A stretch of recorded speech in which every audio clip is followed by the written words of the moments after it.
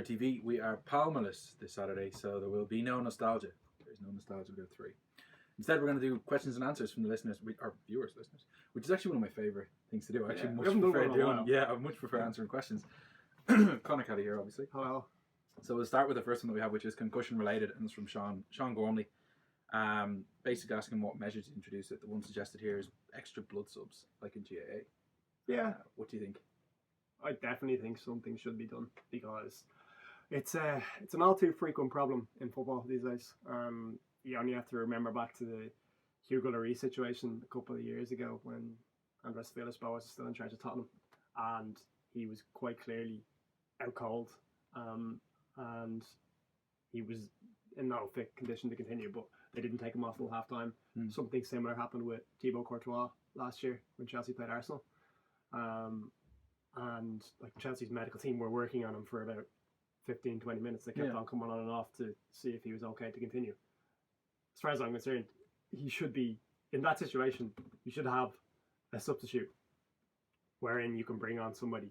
And like, you know, it could be just a temporary substitution where a player comes on, like for instance, in the Courtois situation where Courtois comes off till half time and he can be assessed on the sideline or in the dressing room to see if he's okay to continue. If he's not okay to continue, then the temporary substitution can be permanent. So yeah, I think it's a really good idea. Kind of like a blood sub. The same actually happened in the World Cup final. And while you were speaking, I was trying to remember his name, but I can't. He was on loan at Gladbach. Played for Leverkusen. Oh, what's his name? It's going to annoy me now. But he said he doesn't remember the World Cup final. Yeah. He took a massive bang to the head, if you remember, very, very early on. Oh, that's going to annoy me now. Christoph Kramer. Yes, Kramer. Yes. Yeah, he doesn't remember the World Cup final. No. Quite scary that he doesn't remember any of the World Cup final. Yeah, that's really worrying. Yeah. Like, aside from the occasion, you'd have to have an independent body do this, because managers, first of all, professional players lie. I mean, just before we start recording, we asking how players are past fit to play and then come on and get injured almost immediately. It's because they lie, because they don't want to say no, because you think that when you say no, the coach won't come back to you because he doesn't have bottle or heart or desire, all this kind of stuff. So professionals will always lie. That's why it's up to managers to make substitutions when players are fatiguing. Yes. But also in this case, you need someone outside of the club to be there. You know, it's independent adjudicator. Part of the referee's team. Yeah. In terms of being able to communicate with them. Yeah. To basically take players off, like you said, let them on, and then because like my instant thing, which just shows you where football is at, is I was just thinking, how could it be used to bend the rules? Yeah. You know, like getting extra players onto the pitch. You pretend that you're concussed, but obviously, if it's an independent body, you're probably a little bit more covered. I definitely think it should be introduced. It's gone to the stage now where you have a football panel, a football squad for a reason. Yeah. And some managers are just so reluctant to dip into it. What's the point in having them at all? You know what I mean? You should almost be made to. So I think it would have to be an independent body, and it would have to be incentivized in such a way that they're not losing substitutions that they have on the bench, because actually there should be more substitutions. It would give Jose Mourinho another excuse to sack one of his medical team. Yeah, if nothing else. But like player safety obviously comes first, and actually it's funny he actually uses GAA as the example. I did see chaps between GAA players, and one of them said that the concussion didn't kick in until Tuesday. Presumably it was on the Sunday, being the GAA and everything. But that he took the blow, but he just said it didn't set until Tuesday. It is something that lasts beyond. But that's why in rugby they have a concussion test. Yeah, of course. So. But like, you know, football, literally new ideas or ideas that perhaps players are injured without being physically broken, are basically... Or ideas from other sports. Yeah, they're pretty resistant to that. Football is the world game. That crosses over into other sports. Nearly all sports are resistant to taking in others' ideas. I think. I might be right in saying that. Yeah. There's a general resistance. It's an arrogance, I think, that you can't possibly learn from another sport. Exactly. But yeah, so there you go. Yeah, definitely. Like concussion, something that we've talked about several times in the podcast, but that's definitely something that we'd like to see as extra subs. The next one, I cannot pronounce his name. James Heidenreich, maybe. Can you discuss James. Spurs for the first time in 4 weeks? We've been doing well under the radar. Yeah, they have indeed. Looks like Pochettino's ideas are coming to fruition. A lot of young players are performing well. Dele Alli looks a superstar. Let's not talk about it too much because we don't want to.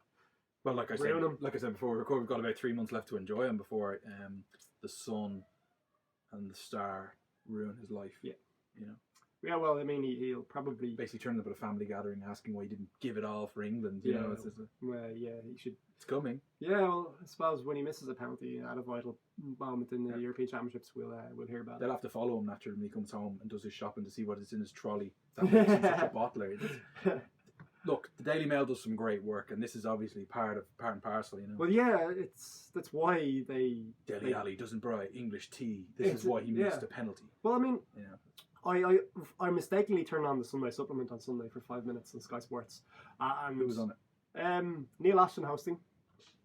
Dominic Feifel from The Guardian was there. He's all right. Yeah, he's very good. And John Richardson, or Rico as they call him, from the Sunday People, was on bemoaning the fact that tabloid journalists were underrepresented in the Sports Journalists of the Year awards. We've seen their little run in with They're the real reporters, Rob. They're the ones who find the stories and break the stories. But they're not afraid. They're not sitting at home spending a week writing a piece. You know, those fannies in. They follow Memphis Depay to the shopping, and they find out what's in his trolley. That's could relevant. Have nuts. Could have nuts or candles. Or no nuts. The punts. Which is also weird. And foreign. But he picked up, what was it, tissue paper and water. That was the Daily Mail's front page for sports today. Well, now we know why he's not scoring. Yeah, could have been cans. Anyhow, Spurs, they've been doing really, really well. Defensively solid still, which is really, really important. They didn't jump in the transfer window, which was good to see because it was obviously a temptation. Yeah. Strange decision not to take Dembele. They had the deal done. The deal was that he would go back on loan to Fulham. They get him in the summer.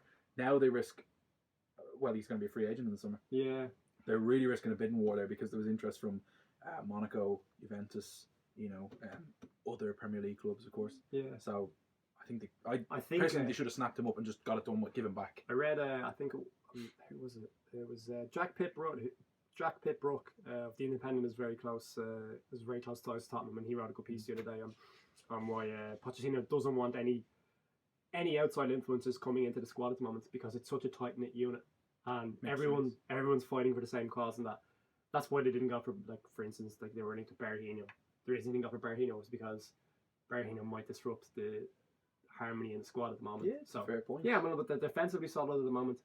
They've got Harry Kane scoring goals again. They've got Dele Alli, who's probably the best young player in the league at the moment. They've got Moussa Dembele performing just probably the best period of his career. Yeah, definitely. Certainly not consistent. Yeah. They just got Lamella's performance, which was something that I think I don't know about you. I'd certainly written him off for. He was linked with a loan spell back at Inter in the summer, and we kind of thought, Jesus, that's basically like being taken outside in the shot. Well, our friend there, it's essentially the same thing. Well, our friend Jack, the Trunk on Twitter, he famously wrote Lamella off after the summer, and he consistently brings it up because everybody else is going to bring it up anyway. So. Well, yeah, you might as well. You kind of bring your wrongness out in front so no one can accuse you of it. But yeah, they're well, and they look set fair for top four at the moment. The best part for me is there's none of this nonsense. There's none of this, the double's on because you're in the Europa League as well, so you just win it automatically. There's just this kind of, it's just as if everyone is just enjoying it. Even people who don't like Spurs aren't kind of going, well, now they have to win the Premier League. That's just the way it is.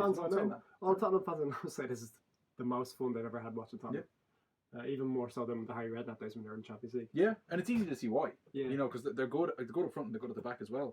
The most encouraging thing for Tottenham fans is that whenever they've had like a Spursy result, as you might call it, like when they lost to Newcastle or they've lost 3 on the bounce just after Christmas, wasn't it? Or just I think they only lost 1. They lost Spring was 2, but what they've done is they've responded to that. Yeah, and they haven't in previous years Tottenham would go on a run of terrible results after against teams they should be. Yeah.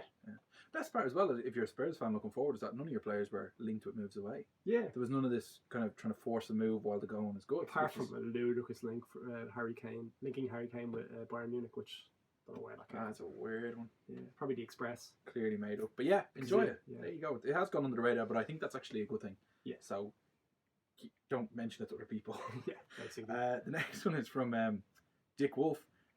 Which I'm guessing is not your real name. But he wants us to discuss Johnny Evans at left back for West Brom. Just that. Well, Dick, that is indeed your real name, which I don't think it is. How did you get Dick from Richard? That's easy. Do you know Ireland's foreign minister in the early 90s was called Dick Spring? Yeah. It's an amazing name. Yeah, just put it up, it's Richard. Yeah. Call me Richard. Amazing. As I mentioned on the podcast a couple of weeks ago, the head of the the International Doping Authority is Dick Pound. That's just unfortunate. Yeah. Well, That's why when you're naming your kids, you have to sit down and run through all the names you would bully somebody with that name. That's the acid test. Yes. I find. You have to remove yourself from no matter how romantic the name might be. You just go, right, his name's Richard, so he's going to be called Dick. Okay. How many innuendos Or can I get Rico. from my surname? Yeah. Rico's worse. Yeah. Sorry, he's going to end up writing for a tabloid abort. But yeah, so Johnny Evans at left back. Well, this is just part of the Tony Pulis master plan, you see. Yeah.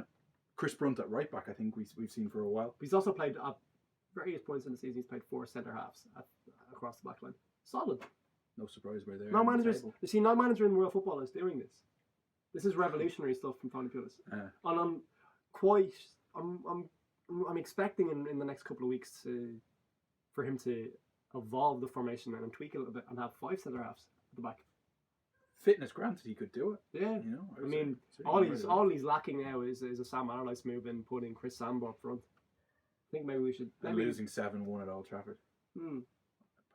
Yeah, but yeah, Johnny Evans at left back. Interesting. It's amazing that Pulis doesn't come under any real pressure. West Brom's performances have left a lot to be desired. He's spent quite a bit of money in his two seasons now. West Brom 2.5. Yeah. He's ostracised their best player. This is his second season. Yeah. Yeah, ostracised their best player. Any good manager should be able to bring him back into the fold. Yeah. Arrange to have a deal done whereby you perform, we will sell you, everybody wins. Yeah. £25 million was put down allegedly by Newcastle yesterday, and they kept him. So you've got a dissatisfied player who now probably doesn't believe that you're ever going to sell him. I mean, look at Liverpool's deal with Suarez. That was brilliant. Yeah. And it worked for everybody involved. But like, this is just bad. Like it's like you said to me 5-10 minutes ago, just about it being petty. It is petty. It's Pulis. Yeah. You know, or the chairman. Could be either. Could be a combination, a toxic combination of both. It's just stupid. Just offload he wants rid and then buy some poxy fullbacks. Yeah. There you go. You don't need fullbacks. Johnny Evans could play there. And Chris Brunt. Yeah.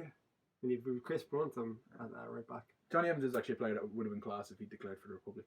That would, I don't know if he could. I don't know if he has the family link for it, but that would have been absolutely quality. Yeah, Darren Gibson, I think he was born in Derry, was he? Oh yeah. Yeah, so he declared, so. Yeah. Oh no, you can. Yeah. All people in the north can apply for an Irish passport. Yeah. I should really know that. Of all people. yeah. But not like you've only studied it in history recently. Or spent the last week crying over it. Okay, that's the end of the questions then. Thanks for sending those in. That was really, really good. Like I say, probably my favourite thing that we do. Yeah, so send more questions. Send more questions, exactly.